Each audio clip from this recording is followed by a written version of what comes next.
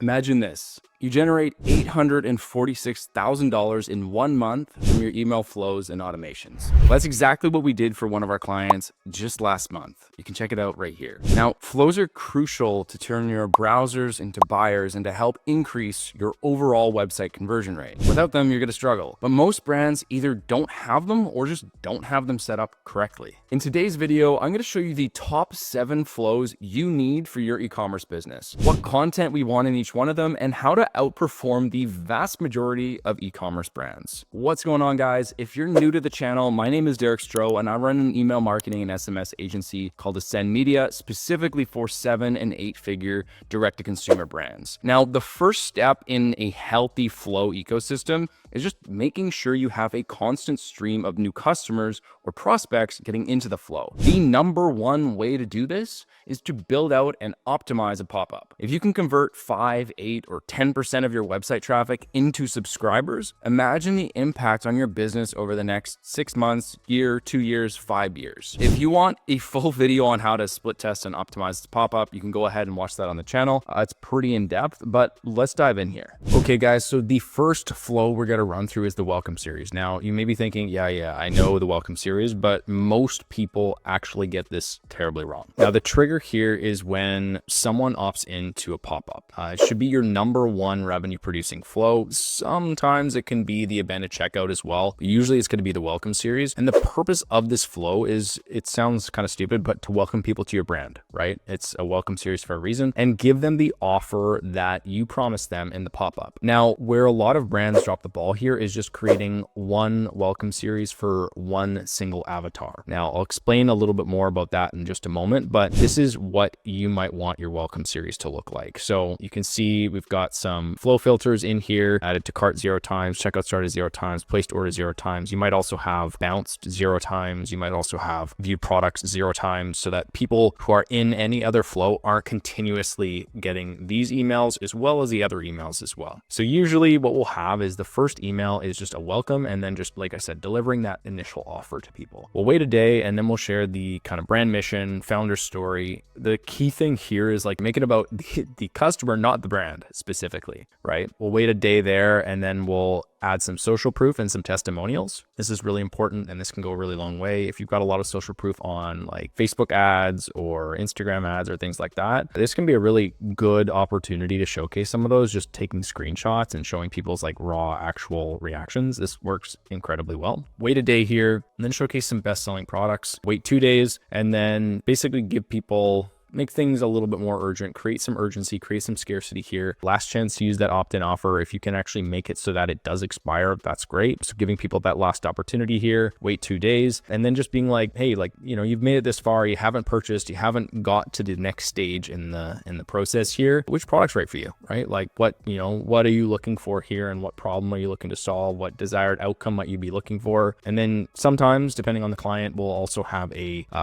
final stronger offer here, and then wait 1 more day, and then like last chance to claim that offer. Usually that is where we'll end things. Sometimes we might go a little bit further depending on the client, and sometimes we might end a little bit sooner, but there's a lot of opportunity with the welcome series, and so many brands just have like 1 or 2 or maybe 3 emails, and it's just a really big missed opportunity. So the next piece is just KPIs. So what we're looking for here is open rates of 60% or more. This should be like minimum. Most of our brands are doing like 70%, some are 80%, that type of thing. Click rate should also be very high, so around 10%. Purchase rates are going to vary. This is going to vary based off of what your average order value is, based on the quality of your traffic, based on how many people you're getting in, but largely it's going to be based off of your order value too, right? Like think if you have, a $4,000 product, you're going to have less people purchasing than if you have a $20 product, right? Like we've got some clients with like a 20+% purchase rate, or I think we've seen up to like 30% purchase rate on the first email, which is insane, right? It's not going to happen with, a furniture company, right? Or it's very unlikely to happen, I should say. So I'm going to touch on this in just half a sec here. Now, tips here,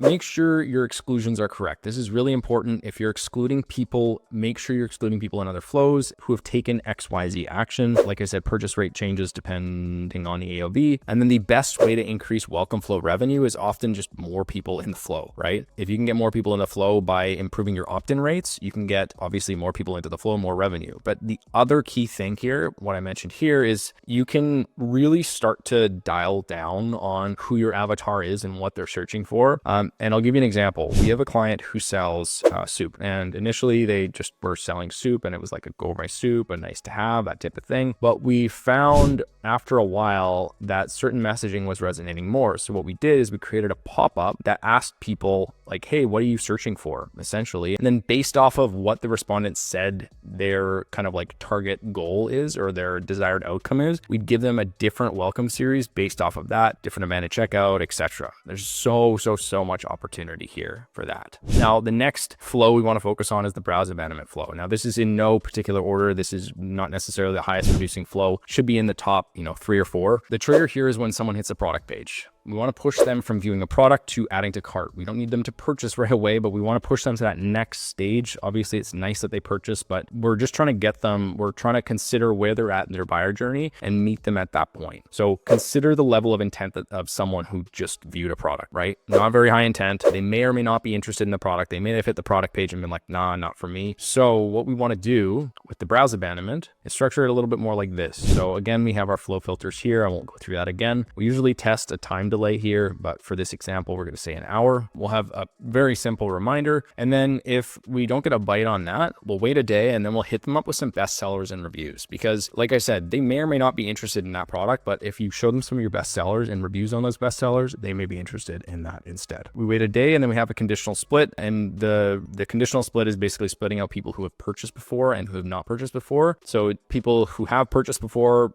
and they don't get anything else. And then people who have not will get either potentially another reminder or a reminder and an incentive. And you might even have like a slightly stronger incentive too. But usually we'll keep this at like 3 or maximum 4 emails for the browse abandonment. Sometimes a little bit more, but oftentimes it's about 4. So the next piece is just the KPIs for this. So open rate should still be well above 50% here. Click rate should be 5 to 10%, and then purchase rates 1 to 2%. Again, though, varying depending on the average order value. Tips here: highlight other potential products, right? Highlight potential products based off of what they viewed as well. This can go a really long way. Keep it light and only expand to 3 or 4 if it's actually working. If you hit up people twice and there's 0 difference and there's no purchases coming from this flow, fix the flow first and then build upon it. That goes for any of these flows as well. The next piece is the abandoned cart, commonly mistaken for the abandoned checkout. So there's 2 different types of flows here. The abandoned cart is just before the checkout, right? And the objective here is to push people to checkout or to purchase. The trigger is when someone adds to cart. And like I said, there's a difference between add to cart and initiate checkout.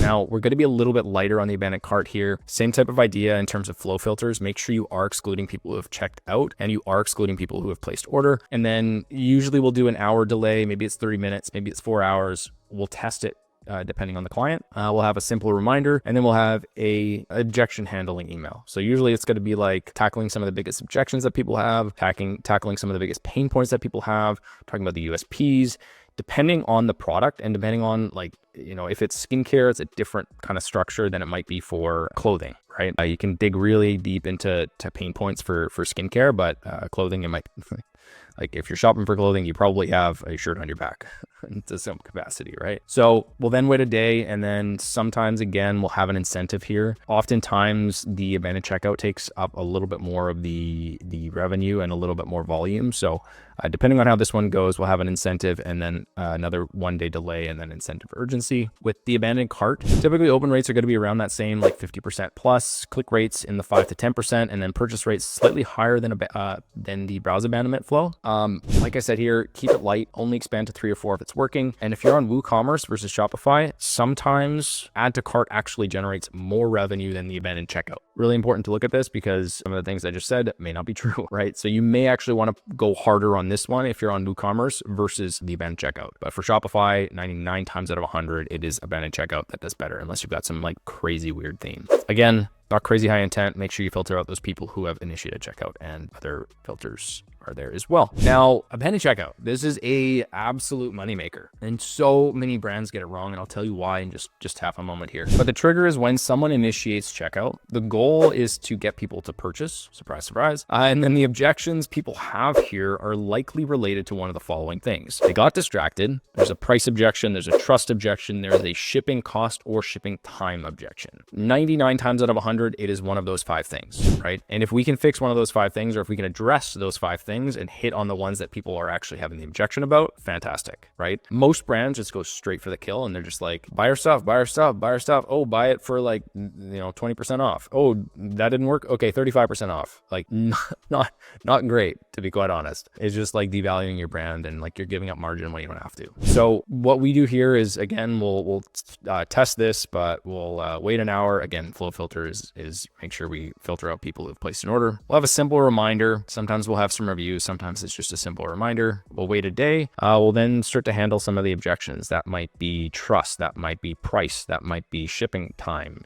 Whatever your top 3 objections are, typically from consumers, how to handle those here. If it's trust, oftentimes it's trust, it might be price, but we'll get to that in just a moment. And then reviews as well, right? This helps to build social proof. It helps to build trust. And then we split this out. So after the first 3, we'll usually split this out and say, okay, if someone's ordered before, get them out. If they haven't ordered before, number 1, give them an incentive, right? So the 4th email, they're receiving an incentive, not the first one. We'll wait a day and then create some incentive urgency. And then if push comes to shove and they still haven't purchased, we'll send them a final customer service check-in just to be like, yo, are you interested or did we do something wrong? That type of thing, right? Now, you'll notice that this incentive is the only one that handles the pricing objection, right? Because it's the one that gives up the most margin and it's the one we should deal with last, realistically. KPIs here, open rates should be at least 60 to 70%, click rates 5%, and then purchase rates 2 to 5%, again, varying depending on the AOVs. Like I said, handle non-monetary objections first, save your margins, and almost always make it longer, right?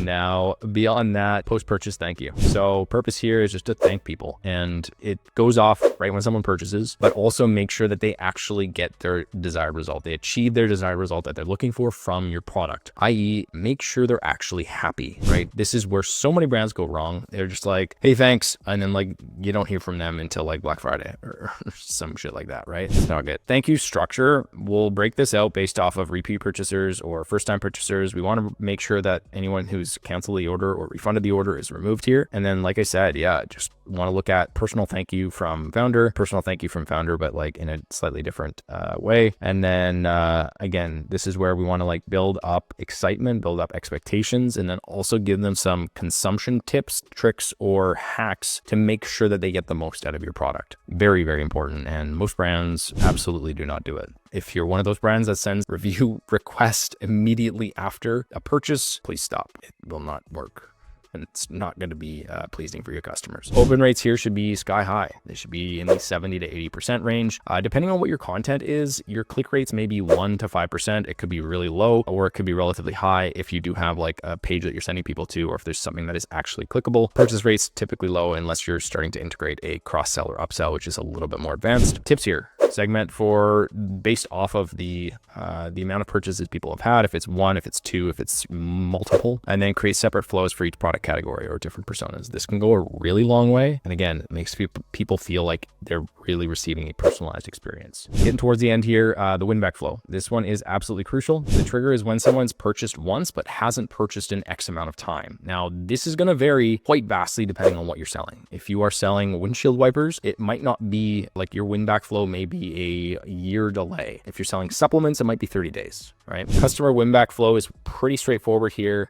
You just want to make sure like you've got these flow filters in place. Typically, like I said, it's going to be 120 days, 90 days, 60 days. Again, it depends. We're going to send them a, hey, we've missed you. This is what's going on. Wait 7 days, give them an incentive to buy, wait 5 days, and then just like a plain text email being like, hey, if you want to come back, here's a sweet deal. So another flow filter here just has not been in this flow at any time. Open rates going to be a little bit lower here. If you're getting in the 40 to 50% range, that's great, right? Click rates 1 to 4%, and then man, if you can get a 2% purchase rate on a win back flow, you're going to be sitting pretty. That's going to be good because you're re-engaging people who haven't purchased in a while, right? Again, you're going to have to analyze the average time between orders and make sure this is the right number for you. And then filter multi-purchasers versus first-time purchasers. And it also might be worthwhile to filter for AOV, right? Like if people placed an order for 15 pounds of protein powder, they're probably not going to go through that in like a week or a month. Like it'll probably take them a while to do that. So keep that in mind as well, especially for consumables.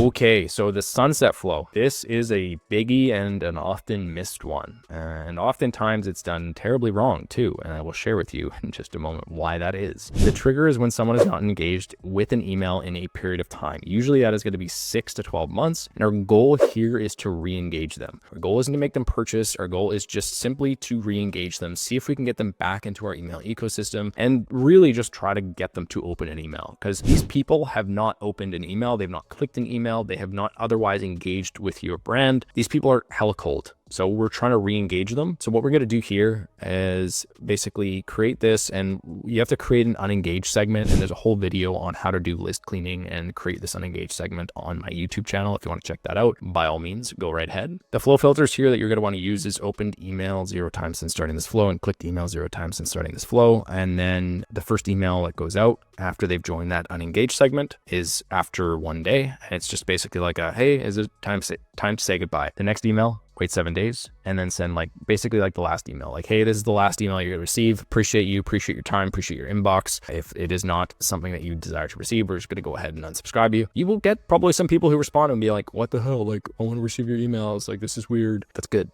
Right? That's what you kind of want from this. We had a client who was like, oh, I'm getting like responses that people don't want to be, removed from the list. And I'm like, yeah, that's good. Well, and they won't be, because we have a delay at the end. If they respond to the email or they open the email, they will not be removed, right? So keep that in mind. Again, our open rates here are going to be pretty sparse. If you can get, 10, 20% open rates, that is going to be Jim Dandy. Click rates, 1%, sure. And then placed order rates or purchase rates. If you get any purchases from this, that is fantastic. Again, the purpose is not to get people to purchase. It is to just get them engaged so that they can get into that 30-day, 60-day, 90-day engaged window, and they will be hit with campaigns, right? It should be text only. It should be, this is the big mistake that people make. Oftentimes they use a very well-designed email or not so well-designed email, just a designed email. It should be 1 to 2 emails max. If you have 3 or 4 in your sunset series, please don't. You're gonna destroy your email deliverability. And at the end of the day, if these people have not engaged in that long, just do yourself a favor, remove them from the list. Make sure these flow filters are set up properly. You don't want a bunch of people who are actually engaged to be receiving these. It's going to be awkward. Okay? So that is end to end the top 7 flows that you should have for your D2C brand. If you don't have these, go ahead and implement them. If you do have a direct consumer brand and you're doing over $50,000 a month in revenue, feel free to click the link below. There should be a link below this video. You can apply to work with us. If it is a good fit, we'll do a complimentary audit for you. We'll run through your whole account and just see if there's opportunities. If there are, great, we can work together. If not, that's cool too. We'll just give you the audit and be like, all right, just go do this yourself. That's about it. Thanks so much, and appreciate your time, and hopefully we'll chat to you soon. See you.